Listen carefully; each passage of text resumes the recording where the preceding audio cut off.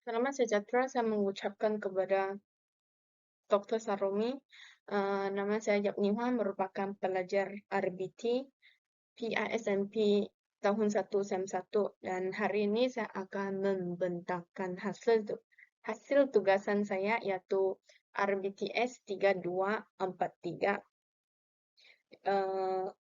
Tajuk tugasan adalah pendidikan TVET dalam kesihatan mental, dan soalan tugasan yang diterima adalah kesihatan mental. TVET boleh memainkan peranan dalam menyedarkan masyarakat tentang pentingnya kesihatan mental dan bagaimana melindungi kesihatan mental mereka dalam dunia yang serba cepat. Dan pertama sekali saya akan menerangkan apa itu WUCA dan peranan penting pendidikan TVET dalam menyedarkan masyarakat tentang pentingnya kesihatan mental. WUCA merupakan singkatan yang menggambarkan keadaan dunia yang tidak stabil, yaitu volatility, dan juga tidak pasti, uncertainty, dan complexity, yaitu rumit.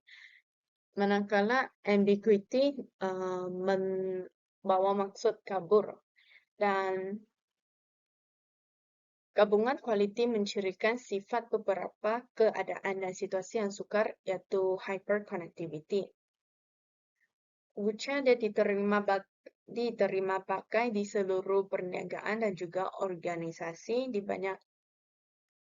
banyak industri dan juga sektor. Ia bertujuan untuk membimbing kepemimpinan dan perancangan strategi dan mengurangkan kemudaratan untuk pengurusan krisis dan perancangan pemulihan bencana. WUCA adalah keadaan di mana perubahan berlaku dengan sangat cepat, tidak pasti, kompleks, disebabkan oleh transformasi digital atau teknologi. Istilah WUCA pertama kali digunakan dalam konteks tentera pada tahun 1990 untuk menggambarkan medan pertempuran di mana maklumat sangat terhad. Dan seterusnya saya akan menerangkan mengenai setiap perkataan. Dan slide yang seterusnya saya akan menerangkan setiap perkataan WUCA. Pertama sekali adalah volatility. Volatility adalah peningkatan kemeropan yang sangat drastik terhadap perubahan 4 dimensi, yaitu jenis, kelajuan, isi badut, dan juga skala. Uncertainty pula mencengkam ketidakpastian hasil kemeropan pantas yang menyebabkan begitu sukar untuk menjangka perkara berikutnya. Manakala complexity, dia hadir bersama kerumitan impak ketiadaan berhubungan jelas antara punca dan juga akibat. Dan akhirnya hadir ambiguity membawa bersama kesamaraan terhadap ketepatan yang mewujudkan kepelbagaian berganda maksud terhadap persekitaran. Dan perubahan yang cepat dalam teknologi, ekonomi, dan juga lingkungan sosial dalam mencipta tantangan yang unik bagi kesehatan mental individu. Pendidikan TVET dia memainkan peranan penting dalam meningkatkan kesedaran masyarakat tentang kepentingan kesehatan mental dalam era WUCA ini. Melalui kurikulum yang relevan dan program pendidikan yang komprehensif, pendidikan TVET dapat memberikan pemahaman yang lebih baik tentang kesehatan mental dan bagaimana menjadi kesejahteraan mental.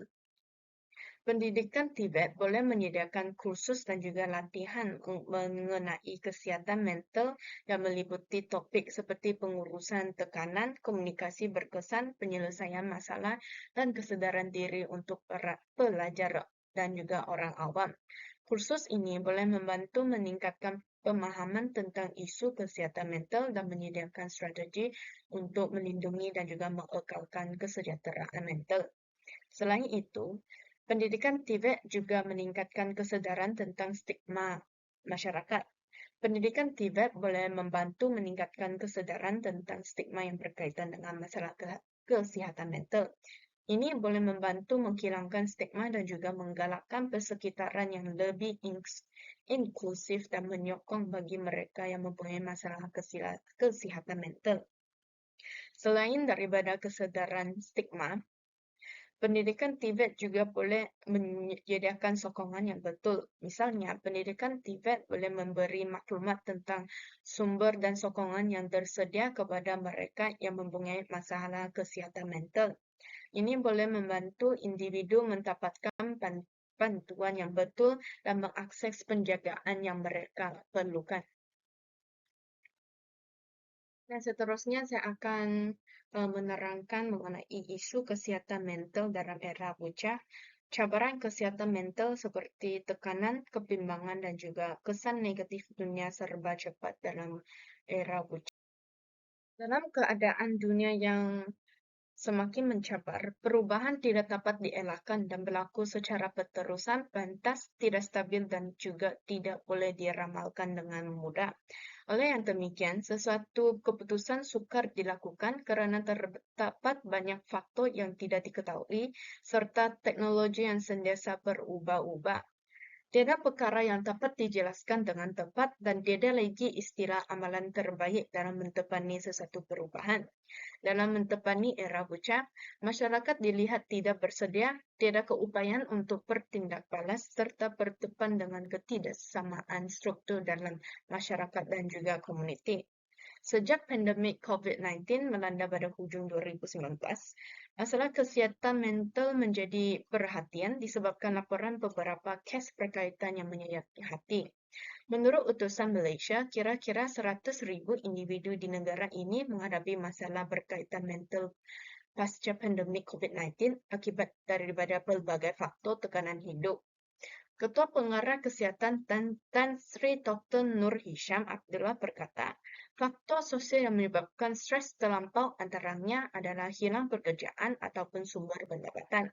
Isolasi daripada rangkaian sokongan keluarga dan sahabat handai boleh memberikan kesan kepada sesetengah individu yang berisiko tinggi untuk mengalami masalah kesihatan mental termasuk kemurungan. Bersekitaran yang bergerak pantas memerlukan kita berubah dan beradaptasi dengan cepat.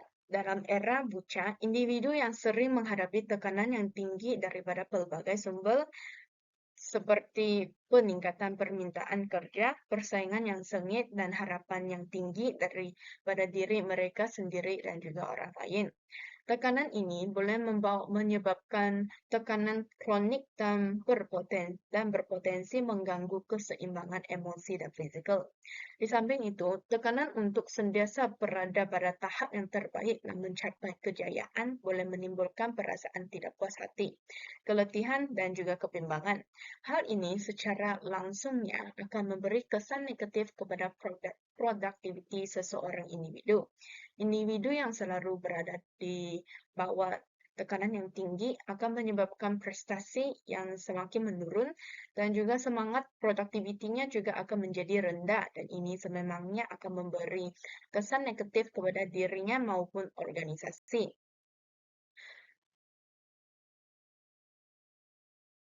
Ketidakpastian dan kerumitan dunia bocah boleh mencetuskan keraguan yang ketara. Perubahan pantas dan dia dapat diramalkan dalam persekitaran sosial, ekonomi, dan juga teknologi, boleh menyebabkan perasaan tidak selamat dan juga bimbang tentang masa hadapan. Di samping itu, tekanan untuk menyesuaikan diri dengan perubahan pantas dan menghadapi cabaran yang kompleks boleh meningkatkan tahap kebimbangan dan ketidakpastian.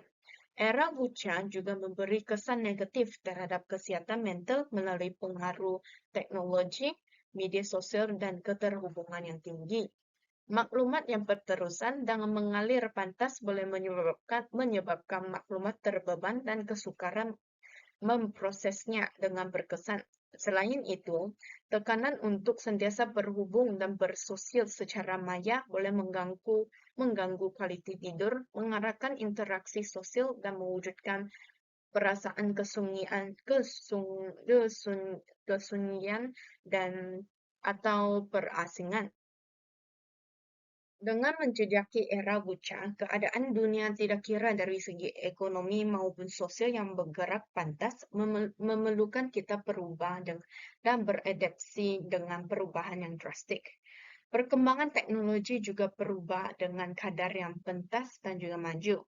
Ini bermaksud pekerjaan-pekerjaan sebelum ini dilakukan oleh manusia telah digantikan oleh robot. Pada permulaannya, ia hanya memberi kesan kepada jawatan seperti pekerja kilang di mana robot dalam mempermudahkan dan mempercepatkan kadar pengeluaran. Namun, dengan era buca yang semakin merentasi, perubahan dan perkembangan drastik telah berlaku sehingga kini robot dan mesin telah mampu menggantikan manusia dalam bidang perubatan. Dunia sedang menyaksikan peningkatan aplikasi berasaskan kecerdasan buatan AI. Digunakan dalam banyak sektor pekerjaan dan ia sedang berlaku sama ada disedari atau tidak. Pada waktu ini, kita mungkin belum dapat melihat kesan ketara penggunaan AI ke atas sektor pekerjaan.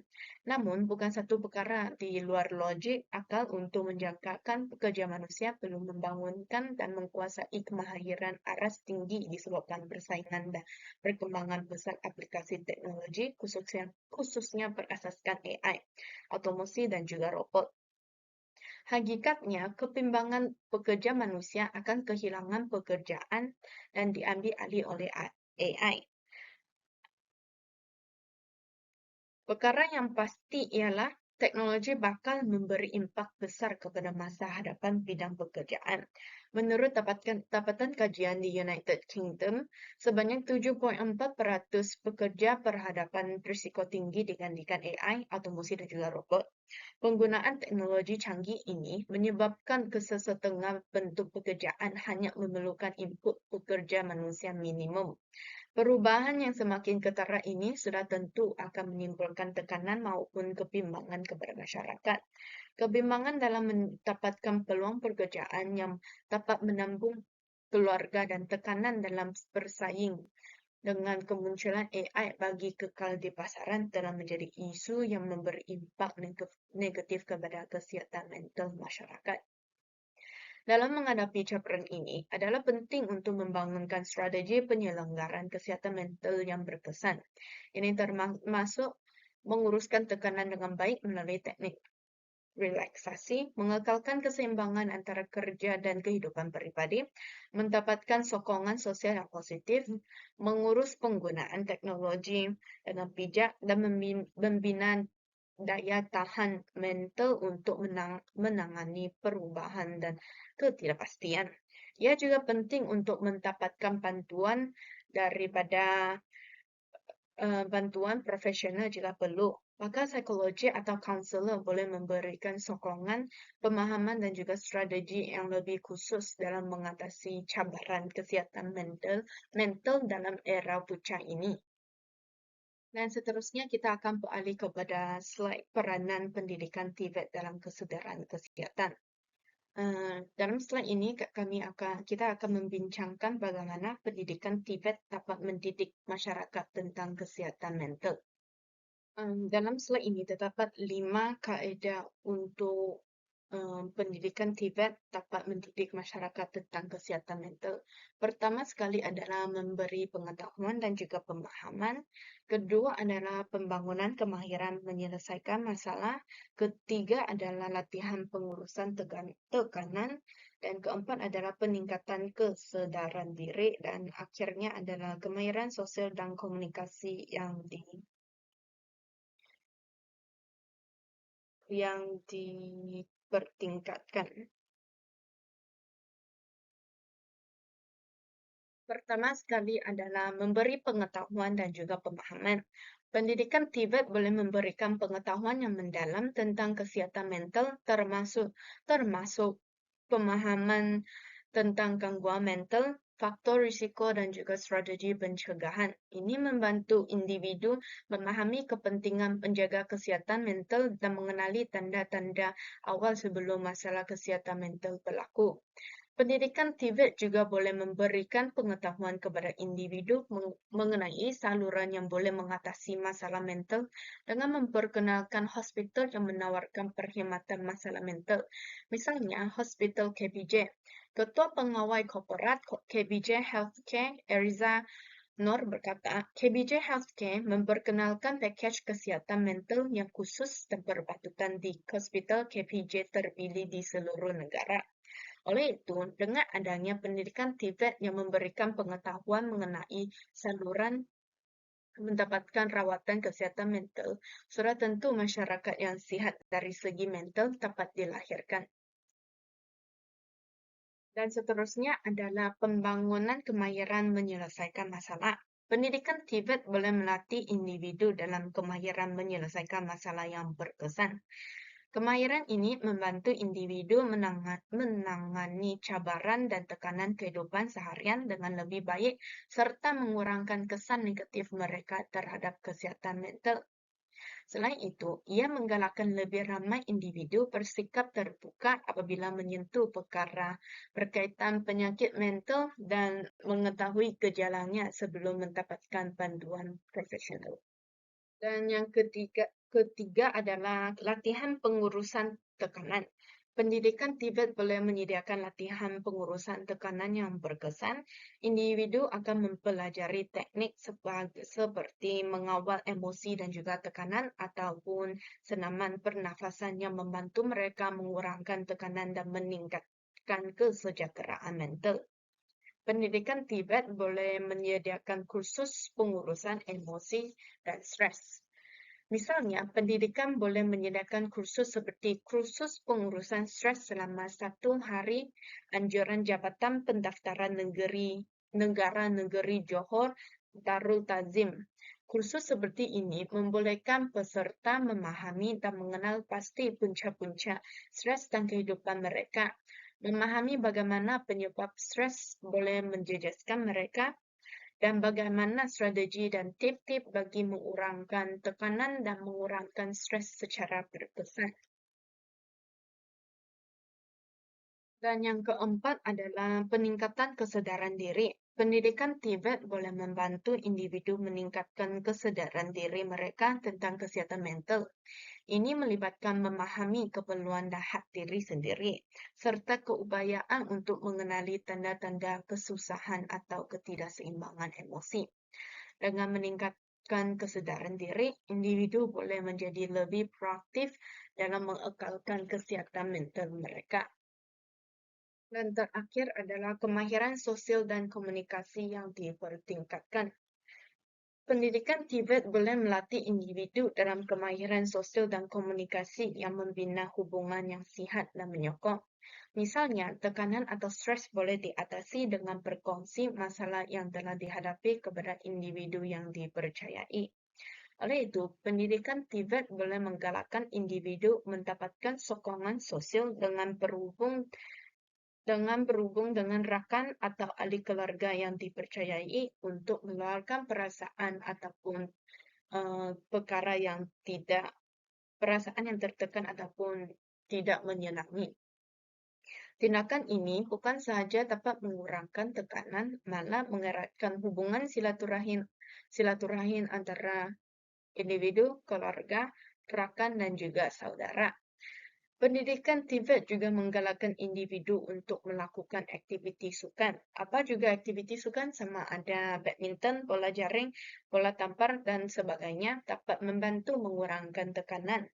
Karena aktiviti bersukan mampu membantu mereka melupakan seketika kesibukan menghadiri kuliah dan menyiapkan tugasan yang diberikan pencara. Kemahiran ini membantu individu mewujudkan hubungan positif dengan orang lain, mengurangkan pengasingan sosial, dan meningkatkan kesejahteraan mental. Melalui pendidikan TVET, orang ramai boleh memperoleh pengetahuan dan juga kemahiran yang diperlukan untuk mengekalkan kesehatan mental dan menyokong kesejahteraan mental secara keseluruhan. Dan slide yang seterusnya kita akan beralih kepada cabaran dalam mendidik tentang kesihatan mental. Di sini terdapat 3 cabaran. Yang pertama adalah stigma terhadap isu kesihatan mental di masyarakat. Cabaran kedua ada kurangnya pemahaman dan pengetahuan tentang tanda-tanda kesihatan mental. Dan cabaran ketiga adalah Bagaimana menyelaraskan pendidikan tentang kesihatan dalam kurikulum Tibet? Pertama sekali kita akan balik kepada cabaran pertama, yaitu stigma terhadap isu kesihatan mental. Stigma terhadap isu kesihatan mental dalam masyarakat. Masalah kesihatan mental sering dianggap sebagai sesuatu yang memalukan ataupun tabu. Ini akan menyebabkan stigma negatif terhadap orang yang mengalami masalah kesihatan mental dan boleh menghalang usaha untuk membuka perbualan tentang isu ini. Menurut Timbalan Tekan Penyelidikan Inovasi, Pusat Pengajian Sains Perubatan University Sains Malaysia, Profesor Madya Dr. Ramai yang beranggapan kesihatan mental adalah sakit mental dan kefahaman itu sebenarnya adalah salah. Dan masyarakat perlu mengubah stigma mereka terhadap kesihatan mental. Stigma masyarakat terhadap penyakit mental sebenarnya memberi kesan yang lebih mendalam kepada pesakit berkenaan dan akhirnya boleh membawa kepada tindakan membunuh diri serta pelbagai implikasi kesihatan lain. Memandangkan umum masih menganggap penyakit mental sebagai sesuatu yang tabu, maka penyakit enggan mendapatkan rawatan maupun membincangkan keadaan mereka. Justru hal ini akhirnya akan menyebabkan banyak kes berkaitan kesihatan mental tidak didiagnosis. Menurut pakar psikiatri yang berpangkalan di Dublin, Dr.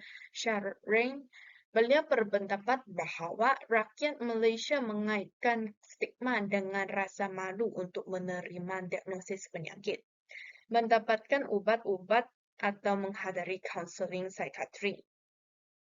psikiatri. Oleh itu, pendidikan Tibet penting dalam membantu mengatasi stigma ini dengan menggalakkan kesedaran dan juga pemahaman yang lebih baik tentang isu kesihatan mental. Dan seterusnya kita akan beralih kepada cabaran kedua, iaitu kurang memahami tanda-tanda kesihatan mental. Ramai orang tidak memahami tanda-tanda awal masalah kesihatan mental dan sering mengabaikan simptomnya. Menurut penyelidik kanan Program Kajian Sejarah dan Serantau, Chong Hui, terdapat pelbagai gejala yang boleh diperhatikan bagi mereka yang menghadapi masalah kesihatan mental. Orang yang menghadapi masalah tekanan misalnya cenderung untuk merasa sedih, tidak berminat dengan pelbagai kegiatan harian, lesu atau sunyi. Ada juga sesetengah pesakit mental yang sentiasa berasa gemetar, gemuruh ataupun murung. Kurangnya kesedaran dalam kalangan masyarakat tentang masalah kesihatan mental. Segelintir pesakit mental akan mendapatkan rawatan alternatif seperti dari BOMO, walaupun mereka mengetahui bahawa kaedah sedemikian adalah tidak saintifik. Rawatan alternatif seperti ini boleh memudaratkan peluang pemulihan seseorang yang sedang bergelut dengan kesihatan mental. Menurut Tahir, kurang pengetahuan mengenai kesihatan mental dipercayai faktor utama kepada peningkatan masalah kesihatan mental. Maka, gangguan kesihatan mental boleh terjadi kepada sesiapa sahaja sekiranya individu itu tidak mahir dalam mengawal emosinya dan mengakibatkan individu bertindak di luar kawalan.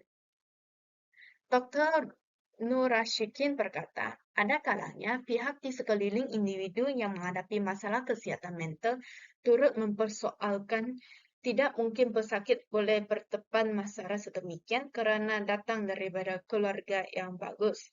Beliau berkata, ekoran stigma sedemikian menyebabkan individu yang bertepan masalah kesihatan mental memilih untuk mendiamkan diri.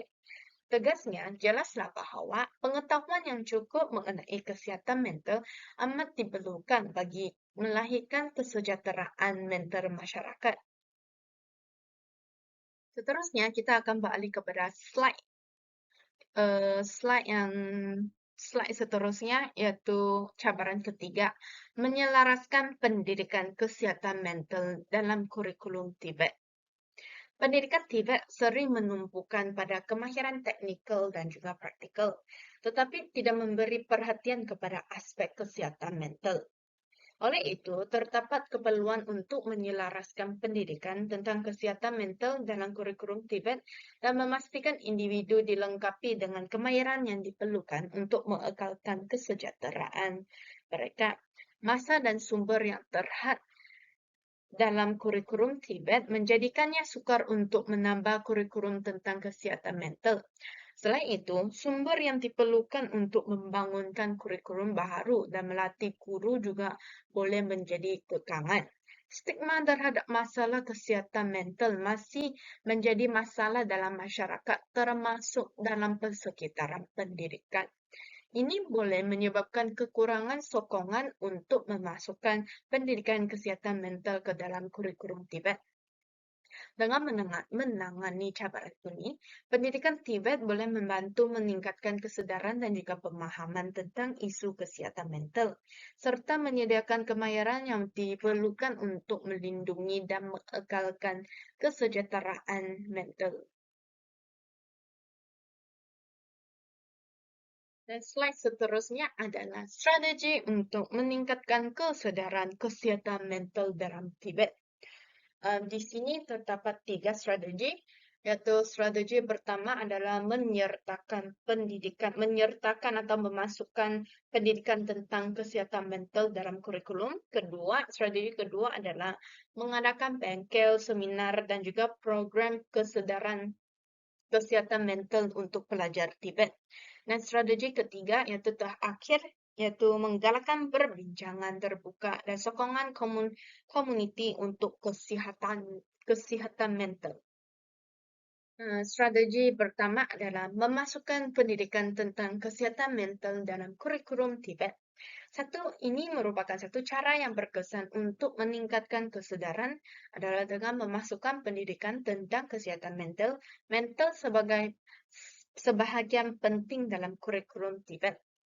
Ini termasuk belajar tentang tanda-tanda masalah kesehatan mental, strategi pencegahan, dan juga cara mengurus tekanan. Dengan cara ini, setiap pelajar Tibet akan lebih memahami kepentingan menjaga kesehatan mental. Dan seterusnya kita akan balik kepada slide seterusnya, yaitu strategi kedua. Menganjurkan bengkel, seminar, dan juga program kesedaran kesehatan mental untuk pelajar Tibet. Melalui aktiviti interaktif seperti bengkel, seminar, atau program kesedaran. Misalnya, bengkel berkaitan kesehatan mental boleh dianjurkan seperti bengkel mental health yang dilaksanakan oleh Sekretariat Pembangunan Insan dan Kemanusiaan dengan kerjasama pihak bahagian hal pelajar Universiti Putra Malaysia Kampus Bintulu Sarawak. Bengkel kesehatan mental ini dapat memberikan pelbagai impak positif kepada para peserta dan banyak menolong para peserta untuk mendapatkan tips bagi menghadapi dan mengenal pasti masalah kesehatan mental. Selain bengkel, seminar kesehatan mental juga amat digalakkan untuk dilaksanakan dalam kalangan pelajar Tibet. Misalnya, seminar kesehatan mental boleh dianjurkan di sekolah Tibet seperti Pusat Hubungan dan Jaringan Industri dengan kerjasama pejabat Timbalan Naib Counselor Jaringan Industri dan Masyarakat telah menganjurkan program seminar kesehatan mental terkesan akibat stres. Objektif bagi seminar ini diadakan adalah agar para peserta dapat menambah ilmu dan cara dalam mengawas stres dan mempelajari teknik hipnosis yang dapat membantu dalam kesehatan mental. Oleh itu, dengan menganjurkan bengkel, seminar maupun program kesedaran mental, pelajar Tibet boleh diberi ruang untuk mengetahui lebih lanjut tentang kesehatan mental dan berkongsi pengalaman mereka. Ini juga boleh menjadi platform yang menangani stigma dan menggalakkan perbualan terbuka tentang isu kesehatan mental. Seterusnya kita akan beralih kepada cabaran terakhir, yaitu galakan perbualan terbuka dan sokongan komuniti untuk kesihatan mental. Galakan perbualan terbuka dan sokongan komuniti untuk kesihatan mental adalah penting untuk mewujudkan persekitaran yang menyokong dalam komuniti Tibet. Ini boleh dilakukan melalui mempromosikan perbualan terbuka tentang kesihatan mental dan menyediakan sumber dan sokongan yang mudah diakses untuk individu yang memerlukannya. Menurut penyelidik kanan program kajian sejarah dan serantau Chong Hui, masalah kesihatan mental tidak harus dipandang ringan. Dalam hal ini, sokongan masyarakat adalah sangat penting. Kita tidak seharusnya mudah menuduh pesakit mental dengan tangkapan negatif seperti tidak waras ataupun kurang siuman.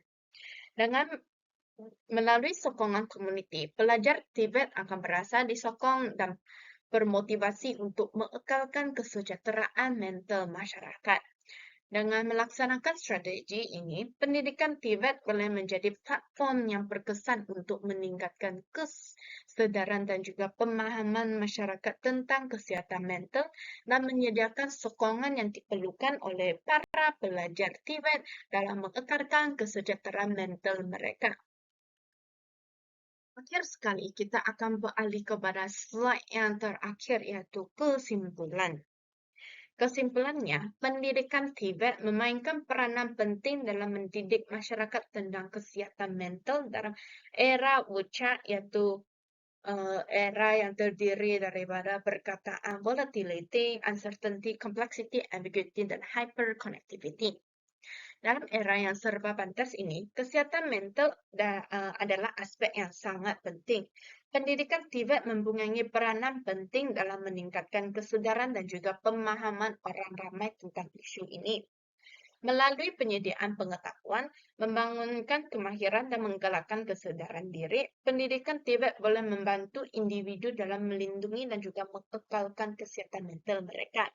Dalam menghadapi cabaran seperti stigma, kurang pemahaman dan integrasi dalam kurikulum, pendidikan Tibet boleh mengambil langkah seperti memasukkan pendidikan tentang kesehatan mental dalam kurikulum, mengadakan aktiviti kesedaran, dan mewujudkan persekitaran yang menyokong. Justru, pendidikan Tibet boleh menjadi forum yang berkesan untuk menyedarkan orang ramai tentang kepentingan kesehatan mental dalam era Wucha ini. Dalam dunia yang sentiasa berubah dan kompleks ini, kesehatan mental adalah satu aspek yang tidak boleh diabaikan. Pendidikan Tibet mempunyai potensi besar untuk membantu individu dan juga komuniti bagi menghadapi cabaran ini dengan menyediakan pemahaman, kemahiran, dan juga sokongan yang diperlukan. Akhir kata, pendidikan Tibet memainkan peranan penting dalam menggalakkan kesehatan mental dalam era Wucha. Sekian dan terima kasih.